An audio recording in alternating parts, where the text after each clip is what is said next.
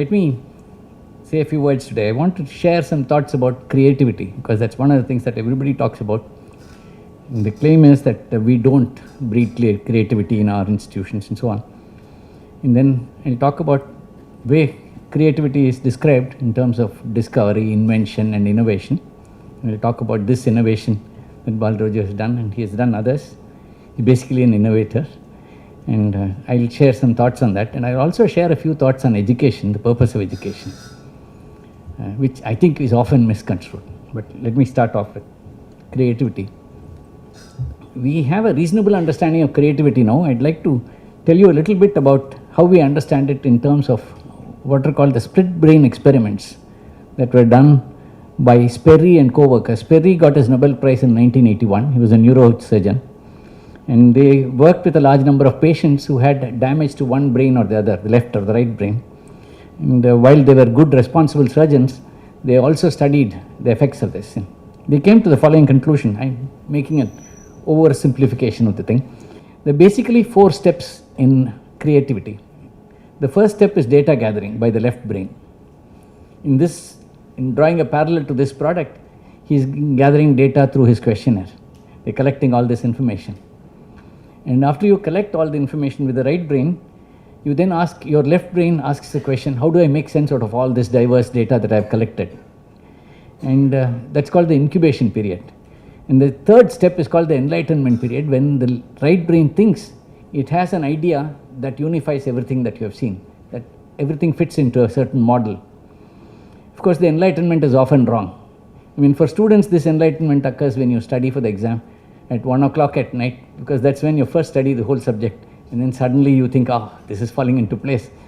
Unfortunately, this whole picture breaks down when you enter the hall at 9 for the exam, and then you panic a bit, and then you calm down again. It happens to everybody. You look around, everybody is sweating, then you start getting to brass tacks. But the point is that there is an enlightenment step when the right brain tends to make a picture that explains all the data.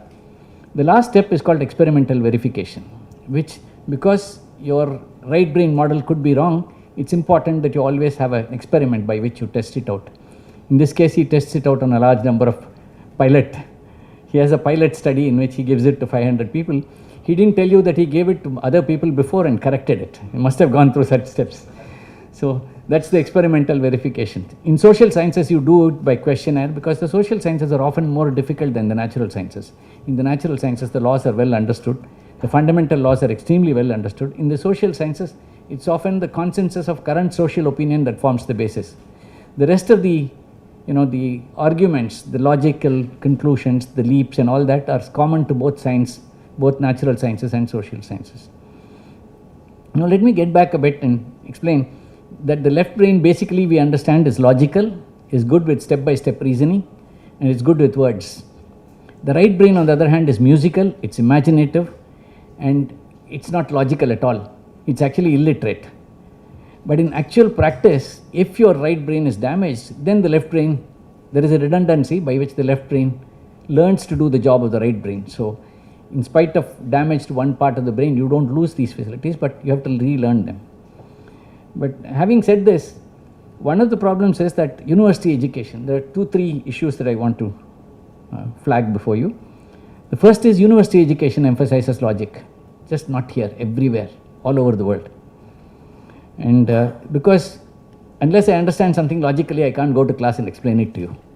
If only my right brain understands it, I'll have to just stand there and wave my hands and say, you know, and I won't get anywhere, because you just have to, you're doing it completely by an imaginative process, and you don't know how it happens. So all of university education is about the left brain. What we can do is, hopefully each of us has a right brain and we have our abilities, hopefully we can nurture it a bit. And I don't really know, all of us are foxed about how to nurture it. I have tried one experiment and I can tell you I didn't succeed, but I'll still tell you the experiment. I asked our students who took my thermodynamics course, I said, if a problem is complicated, you can guess at the answer. And I say, that's your right brain acting. So please guess and write the answer. And then work out the problem logically with your left brain, and then see if the two match.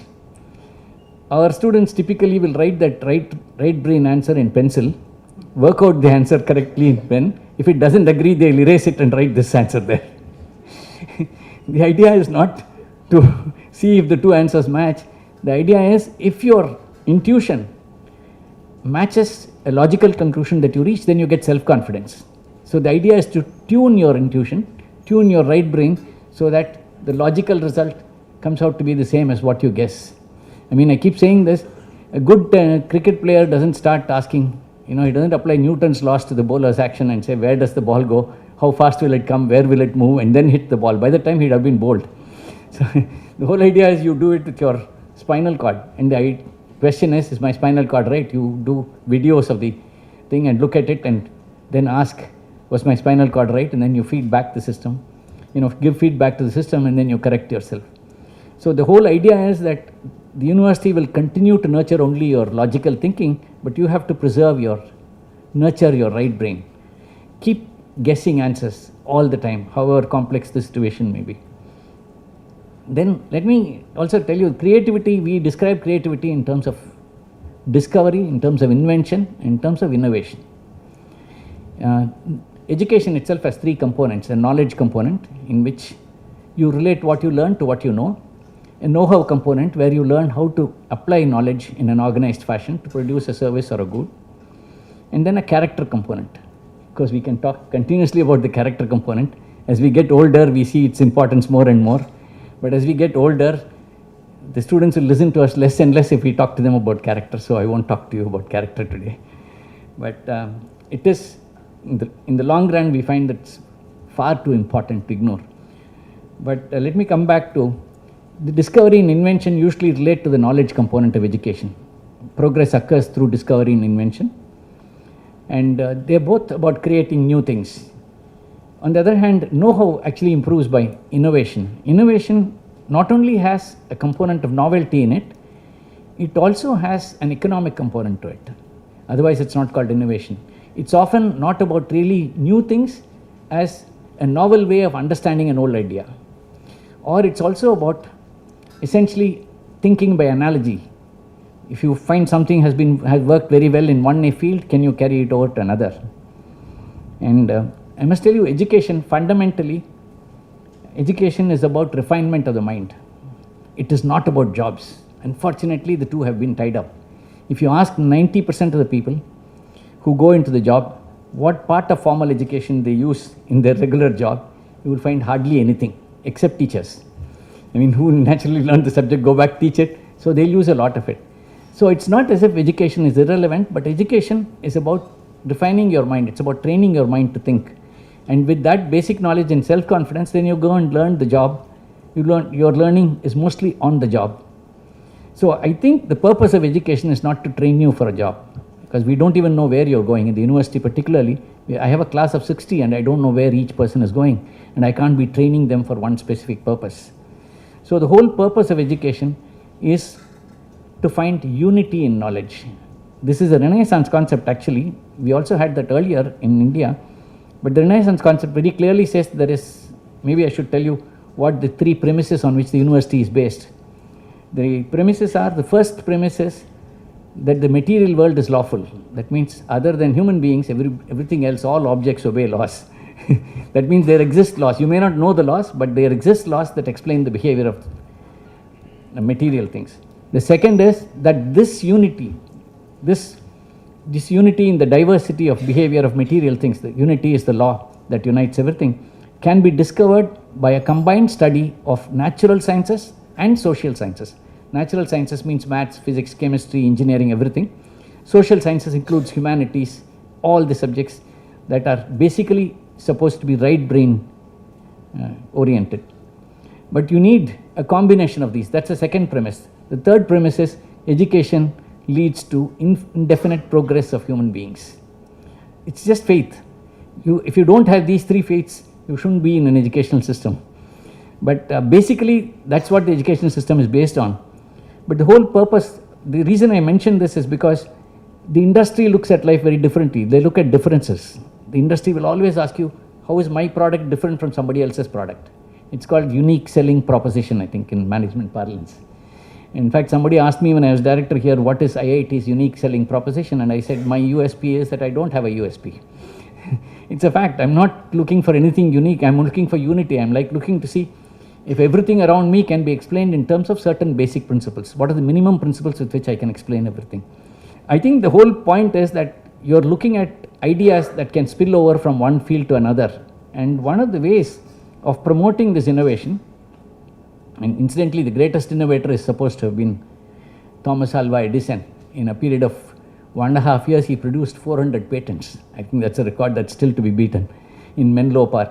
So he was called the Wizard of Menlo Park. But the point about innovation is, it is something that people have increasingly realized that while you can't do much about discovery and invention, to produce discoverers and inventors, you can't do very much. All you do is hire the best brains, give them very good conditions of work, and pray. If you're the director, you pray, because sometimes they retire without doing anything. But because they are such brains, you have to take that chance. But that's all you can do. And in terms of innovation, you can do something different. You can bring unlike minds together. You can bring them together and make sure they meet, they talk, and so on.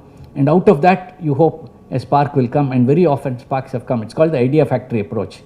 Bell Labs used it in the beginning. In fact, they're now what's called solid state division. Once upon a time had a mix of people from mathematics, physics, chemistry, humanities.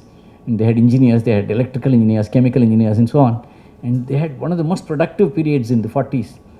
And they haven't been quite as productive afterwards, because they called themselves a solid state division, and then there was a visa for entry. Before that, there was no visa for entry. You could be any graduate, and if you were bright, they would take them. They hired these people, gave them excellent working conditions. They structured interactions. That was important.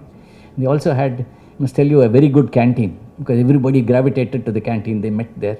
And while we often think we think with our heads, we often don't realize that we actually think with our stomachs. So if you have a good canteen that brings people together and people relax over good food, and then they share ideas.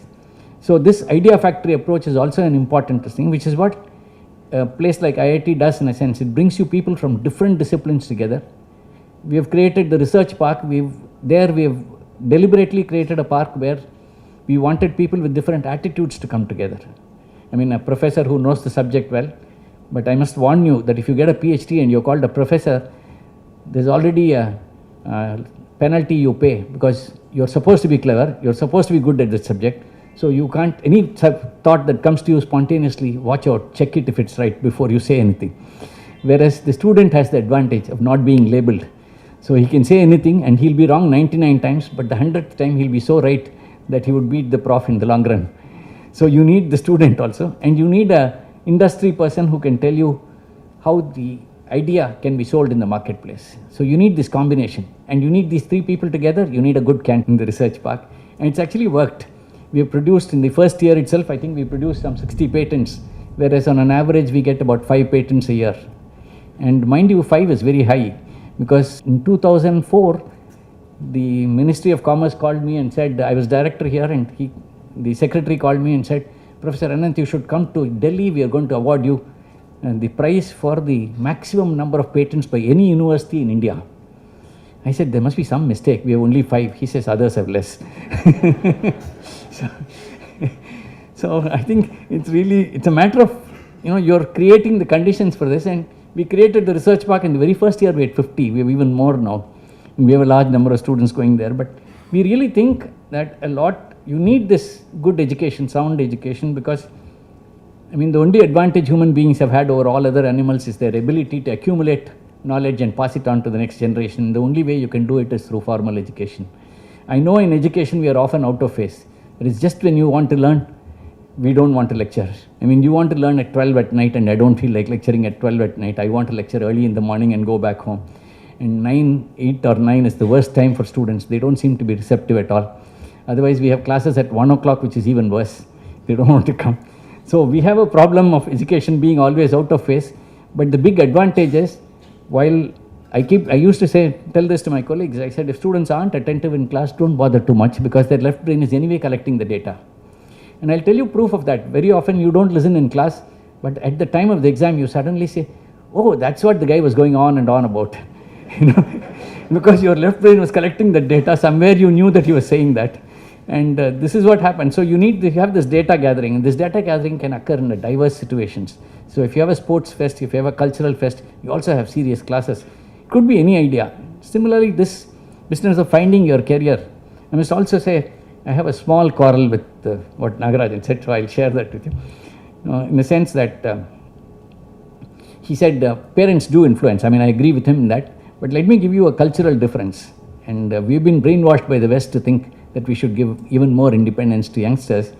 But let me also, while part of it is right, I mean, there's a middle path. We have an MTech program jointly with Germany, and some of our students go there doing thesis work. And as soon as I became director, this is a practice in Germany because we have a tie-up with them. They'll take the director around 6 universities in 5 days. I think it's also a test of whether the director has enough stamina and so on. But they take you around, and I went to University of Berlin, and there was a professor of mechanical engineering who came and said, "Oh, you're from IIT, you're the director of IIT, you know, you sent this MTech student to me." I said, "I know." He even said the name. He said, "Oh, I'm surprised you know the name." But he said, "You know, you sent a boy to me, I made a man out of him." I said, "What's the rush?" he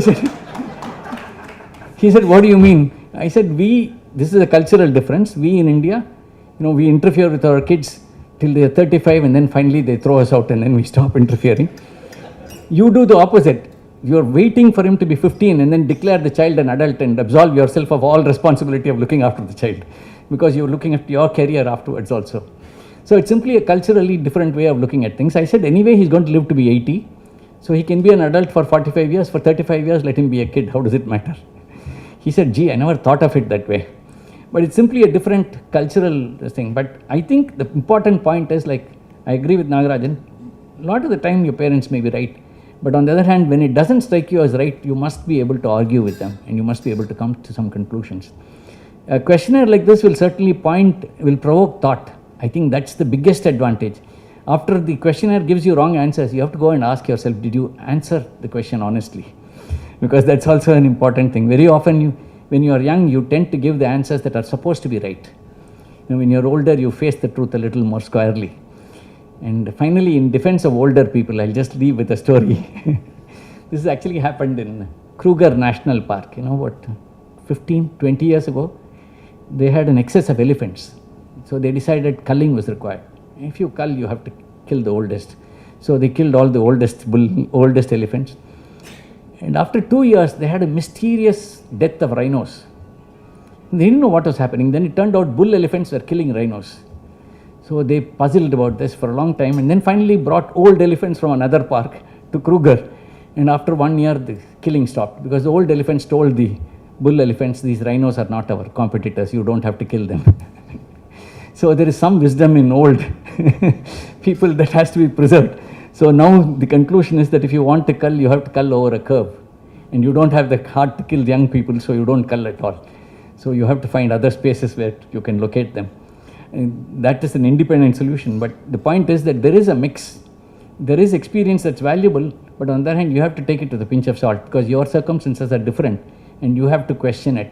But if you do think, then I think you will arrive at the right thing. Don't have preconceived notions about what you ought to be doing. If you think with clarity, in fact, that song was beautiful today. She sang about Vinayaka, and she said, "Without doubt in my heart and with no dark spots in my brain, please let me think." And she said, "I ask favors and you give me." But she asked for a favor to be 100 years old. I think that's a bit long. But in any case, I think the point to be made really is that I think we are very happy that such innovations occur. And innovation has to have an economic result. It has to have an economic consequence. He's been very successful with the previous product. I hope he's very successful with this product also. And good innovation also has to have, it has to create a win-win situation. So if many of the users of the product also find it beneficial, then I think it's going to be doubly successful. So let me wish Balraju all the very best, and Priyadarshini also.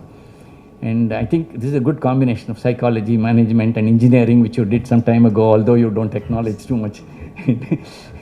Incidentally, he doesn't mention chemical engineering as a career. But I think the important thing is that you should think. And incidentally, Bertrand Russell, he said, he's a famous statement, he said, "Most people would rather die than think." And then he added, "Most do." So please don't, please think for yourselves and ask if it's right. And also make sure you answer the questions honestly. It's not about, you shouldn't have preconceived values about this is the right answer, this is the cool thing, or this is how I chill out, within quotes. Sorry, I may be misusing those words. You're the right generation for using those words. But I think the idea is to do it honestly and then compare the feedback. By and large, that's why you do large numbers, because by and large people are honest, so you'll get good results. But I want to wish all of you the very best. I wish Balraju and Priya all the best. And thanks, Ganesh.